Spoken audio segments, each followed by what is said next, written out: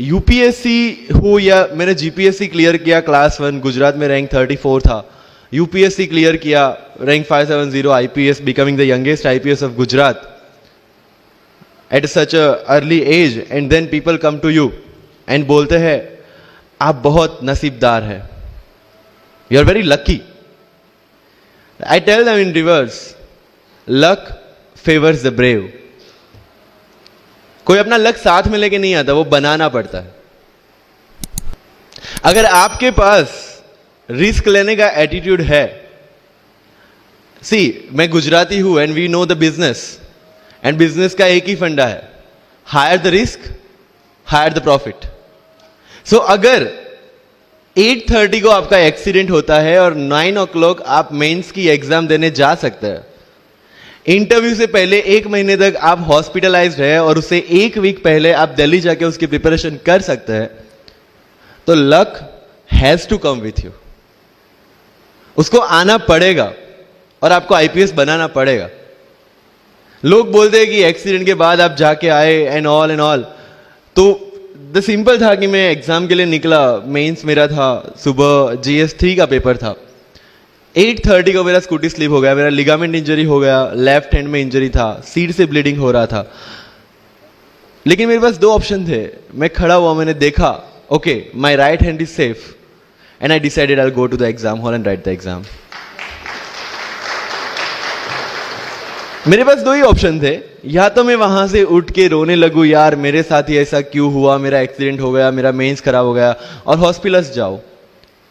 या दूसरा ऑप्शन था कि मैं देखूं कि मैं 3 घंटे और सर्वाइव कर सकता हूं. हाँ कर सकता हूं. मैं मेंस के लिए एग्जाम हॉल में गया. ये जितने भी फोटोग्राफ्स लगे हैं, सर ने जैसे बताया कि जितने भी इंसान सक्सेसफुल हुए, अगर आप उसकी लाइफ स्टोरी देखेंगे तो कहीं ना कहीं एक मोमेंट आता है जहां पे वो इंसान की जो स्ट्रगल है वो पीक पे हो जाते हैं. वो इस मोमेंट पे आपको डिसाइड करना है कि आपको वहां से यू टर्न लेना है या आपको वहां से आगे निकलना है. इन सब लोगों ने डिसाइड किया कि उनको वहां से आगे निकलना है. एंड दैट इज द फंडा ऑफ लाइफ. सक्सेस उन्हीं को मिलता है जो इस स्ट्रगल वाले मोमेंट से आगे निकलने की सोचते हैं. जब भी आपको लगे कि आपके सिर पे बहुत मुसीबत है, जब भी आपको लगे कि आप हर तरह से गिर चुके हैं, जब भी आपको लगे कि आपके पास कोई ऑप्शन नहीं है, तब एक चीज आप अपने दिमाग में लाइएगा कि यही मोमेंट है जहां से आपकी तकदीर बदलने वाली है. क्योंकि डायमंड जो होता है वो जितना ज्यादा घिसता है उतनी ज्यादा उसकी वैल्यू होती है. सोना जो होता है वो जितना ज्यादा तपता है उतनी उसकी वैल्यू होती है. अगर आप जिंदगी में तप रहे हैं, अगर आप जिंदगी में घिस रहे हैं, अगर आपको लग रहा है कि आप हर तरह से मुसीबतों में गिरे हुए हैं, तभी आपकी जो वैल्यू है वो बढ़ने वाली है. और यही मेरा एटीट्यूड रहा है. लोग बोलते हैं कि तुम्हारी फाइनेंशियल कंडीशन ठीक नहीं थी, पापा इलेक्ट्रिशियन थे, मम्मी हाउसवाइफ थी, डायमंड के कारखाने में काम करती थी, उसके बाद उन्होंने मैरिज में रोटियां बनाने का काम किया और उस तरह से मैं पढ़ा. लेकिन जब मुझे पूछा जाता है कि ऐसी कौन सी चीज है आपकी लाइफ में जो आप बदलना चाहते हो, एंड आई सेड नथिंग. क्योंकि अगर वो चीजें नहीं होती मेरी लाइफ में तो शायद आज आपके सामने मैं नहीं होता. तो अगर लाइफ में प्रॉब्लम्स है, अगर लाइफ में स्ट्रगल है, जैसे सर ने बताया struggle is a part of life, and I strongly believe in that. क्योंकि अगर हम दिल्ली में थे, मेरे दोस्त के साथ में निकला बाहर घूमने, तो बोलता है यार ऐसी लाइफ चाहिए, कोई मगजमारी नहीं, आराम से बैठते हैं पूरे दिन एसी वाले कमरे में, बहुत सारे पैसे है और कोई टेंशन नहीं, ऐसी लाइफ चाहिए मुझे. बोला मेरे पास ऑप्शन है. बोलता क्या? बोला देख सामने एटीएम का रूम दिख रहा है, एसी वाला कमरा है, बहुत सारे पैसे, कोई मगजमारी नहीं, जॉब ले ले. क्यों IAS IPS में दिमाग खराब कर रहा है? अगर स्ट्रगल नहीं चाहिए तो you have to compromise with that life. जब भारत वर्ष का सपना चंद्रगुप्त ने देखा, चाणक्य ने देखा, और उस भारत वर्ष को बनाने के लिए जब ये संघर्ष जारी था, और तब राजा धनानंद की डॉटर दूरदराज से चंद्रगुप्त को प्यार हो जाता है, और जब चाणक्य उनको बोलते कि नहीं तुम्हें उससे दूर रहना है, और तब चंद्रगुप्त बोलता है आचार्य कभी कभी सोचता हूं कि जिंदगी में या ये भारत के सम्राट बनने के लिए इतना त्याग, इतना बलिदान ना देना होता तो, और तब चाणक्य रिप्लाई करते हैं तो हर कोई भारत का सम्राट होता। This is the fundamental rule of life. अगर आईएएस बनने के लिए, आईपीएस बनने के लिए सैक्रिफाइस करना नहीं पड़ेगा, अगर उसके लिए आपको त्याग नहीं करना पड़ेगा, तो आज पूरे इंडिया में हर घर में आपको आईएएस आईपीएस मिल जाएंगे। So when you are entering into this game of UPSC or MPSC, make sure that you have to sacrifice anything which will take you to your goal. लेकिन प्रॉब्लम ये है कि हमें टेंशन होती है, यार दोस्त की एंगेजमेंट है, उसकी बर्थडे पार्टी है, उसकी शादी है, अटेंड नहीं करूंगा तो बोलेगा मैं तेरी शादी में नहीं आऊंगा, एंड ऑल। लेकिन बिलीव मी, जब आप आईएएस बन जाओगे, वो सामने से याद दिलाएगा, भाई इनविटेशन कार्ड नहीं भेजा तूने। समझ रहे हो? तो जो कुछ भी इसके लिए सेक्रीफाइस कर रहे हो, वो जब आप उस पोस्ट पे पहुंचोगे, सब कुछ वर्थ है, सब कुछ। मेरा इंटरव्यू था यूपीएससी का, मुझे एग्जैक्ट डेट याद है, 23 मार्च को मेरा इंटरव्यू था। 20 फरवरी को मुझे हॉस्पिटल में एडमिट किया गया क्योंकि मुझे इन्फेक्शन हो गया था बॉडी में, एंड बहुत हाई फीवर था, तो आईवी के अलावा कोई ऑप्शन नहीं था। 1 मार्च को ठीक होके मैंने सोचा चलो दिल्ली निकलते हैं। 2 मार्च को मैं दिल्ली पहुंचा। 3 मार्च को वापस से टॉन्सिलाइटिस का अटैक होने की वजह से फ्लाइट लेके वापस से पालनपुर, अहमदाबाद, अगेन हॉस्पिटलाइजेशन। 15 मार्च को I got relieved from the hospital. 16 मार्च को मैं दिल्ली पहुंचा, और 23 मार्च को I gave my UPSC interview. तो 1 महीने का हॉस्पिटलाइजेशन। उसके बाद जब दिमाग में ये था कि मेरे साथ जो लोग इंटरव्यू दे रहे हैं वो 1 महीने से प्रिपरेशन कर रहे हैं, एंड 1 महीने से मैं हॉस्पिटल में था, again I thought this is the moment to prove yourself. I went to the interview, और पूरे इंडिया में 2nd highest marks in interview. This is not to say कि मैंने कितना अचीवमेंट लिया, this is just to say UPSC is all about this. मैंने कोई preparation नहीं की थी यूपीएससी के लिए, इंटरव्यू के लिए, but again I scored good marks in interview, because UPSC सिर्फ आपका नॉलेज चेक नहीं करता। Make it very clear in your mind. जैसे सर ने बोला, it's a game of wisdom. आपको पहले ऑफिसर बनना पड़ेगा यहां से। यूपीएससी का काम तो सिर्फ थप्पा लगाना है कि हाँ ये ऑफिसर बन गया। जितने भी आईएएस आईपीएस ऑफिसर्स को आप मिलोगे, you will realize this thing कि ऑफिसर वाली क्वालिटीज इसमें पहले से है।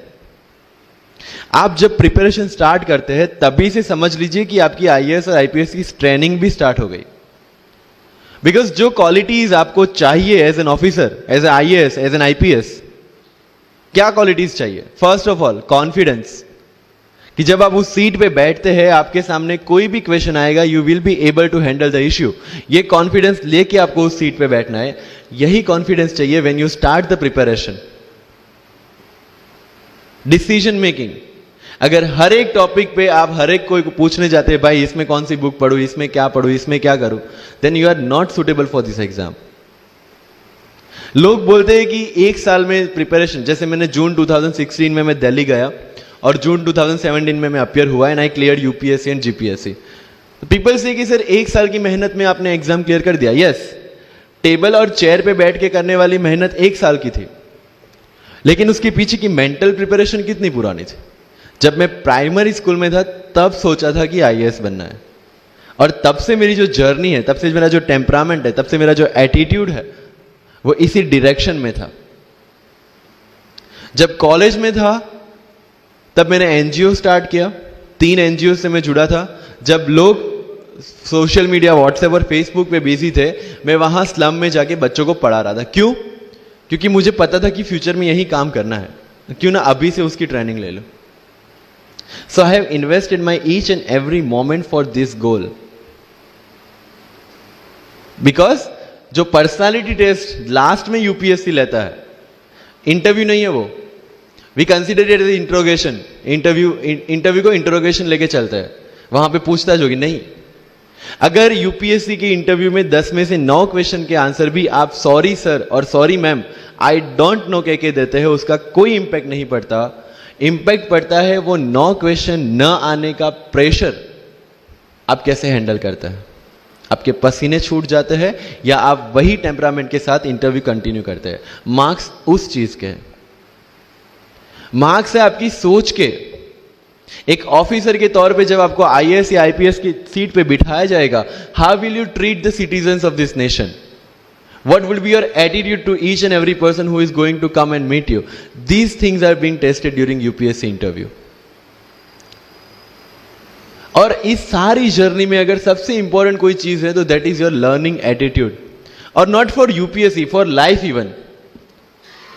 Because when I am speaking in front of you in Hindi and English, to be very clear, I belong to rural background of Gujarat. और मेरा स्टडी जो हुआ है वो पूरा गुजराती मीडियम में हुआ है, गवर्नमेंट स्कूल में. 12th तक का स्टडी मेरा गवर्नमेंट स्कूल में हुआ है, गुजराती बोर्ड में, गुजराती मीडियम में.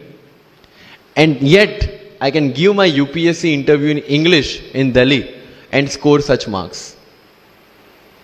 Where did it come from? कहां से आता है ये? मुझे अभी भी याद है, मेरा college national institute of technology Surat था, जहां पे मेरे साथ जो पढ़ने वाले बच्चे थे वो सारे सीबीएसई आईसीएसई वाले थे. और मैं एज ए एलियन वहां पे पहुंचा था, क्योंकि तब मुझे पता चला कि मैकडी जैसा भी कुछ है और उसमें बर्गर जैसा भी कुछ मिलता है.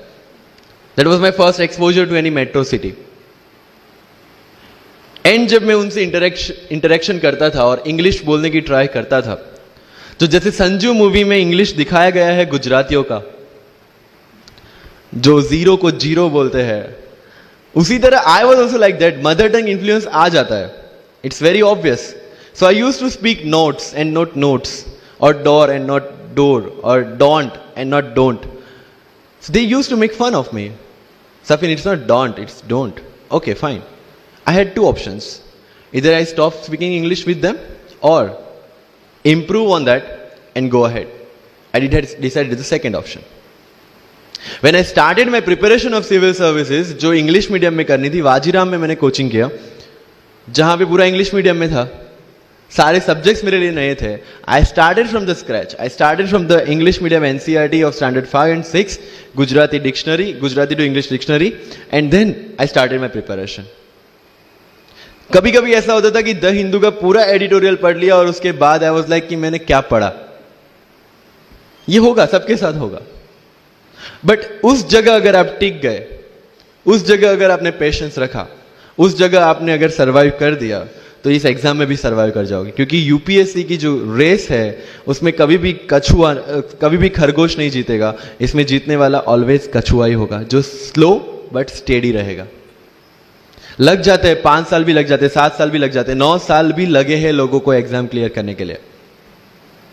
लेकिन बिलीव में जब रिजल्ट आएगा ना, तो वो सारा सेक्रीफाइस आपको वर्थ लगेगा. आप पढ़िए लोगों के इंटरव्यूज. मैंने क्या किया कॉलेज के 4 साल में, I went through each and every interview of UPSC toppers on YouTube.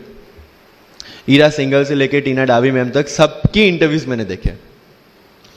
For what? Just to know कि उन्होंने ऐसी कौन सी गलतियां की थी जिससे इनको इतना टाइम लग गया, और मुझे कौन सी गलतियां रिपीट नहीं करनी है. क्योंकि चाणक्य ने कहा है कि दूसरों के एक्सपीरियंस से जो सीखते हैं ना, वो जल्दी आगे आ जाता है. क्योंकि खुद सब कुछ अनुभव करके सीखने के लिए जिंदगी काफी छोटी है. I did the same. 4 साल में हर एक टॉपर का इंटरव्यू देख लिया, चीजें समझ ली कि ऐसी कौन सी चीजें जो इन सब ने की है, और ऐसी कौन सी चीजें हैं जो गलतियां हैं जो इन्होंने की और जो मुझे रिपीट नहीं करनी है. सो जब युद्ध के मैदान में हम उतरते हैं, इस चक्रव्यूह में उतरते हैं, तो अभिमन्यु की तरह नहीं, अर्जुन की प्रिपरेशन के साथ उतरना है कि हमें पता होना चाहिए कि इससे बाहर कैसे निकले. I did the same. College के 4 साल इंटरव्यूज देखे, ब्लॉग्स पढ़े, समझा कि इसमें कॉमन मिनिमम क्या है. वो जो कहानी अगर आपने सुनी हो कि शार्पनिंग द एक्स, रोज अगर आप पेड़ काटने के लिए जाते हैं तो you have to sharpen your axe, otherwise day by day आपकी जो एफिशिएंसी है वो कम होती जाएगी. 4 years in my college I sharpen my x, जिससे 1 साल में मुझे कहीं पे रुकना ना पड़े. This was the strategy. आज मेरे पास काफी मैसेजेस आते हैं, sir please give me your strategy. I am sure आप में से काफी लोगों ने किसी टॉपर्स को पूछा होगा, please share your strategy. Why? हर एक की स्ट्रेटजी अपनी खुद की होती है. अगर आज 990 लोग यूपीएससी में सिलेक्ट हुए तो यू विल गेट 990 स्ट्रेटजीज, क्योंकि हर एक की स्ट्रेंथ और हर एक की वीकनेस अलग है. You have to understand this.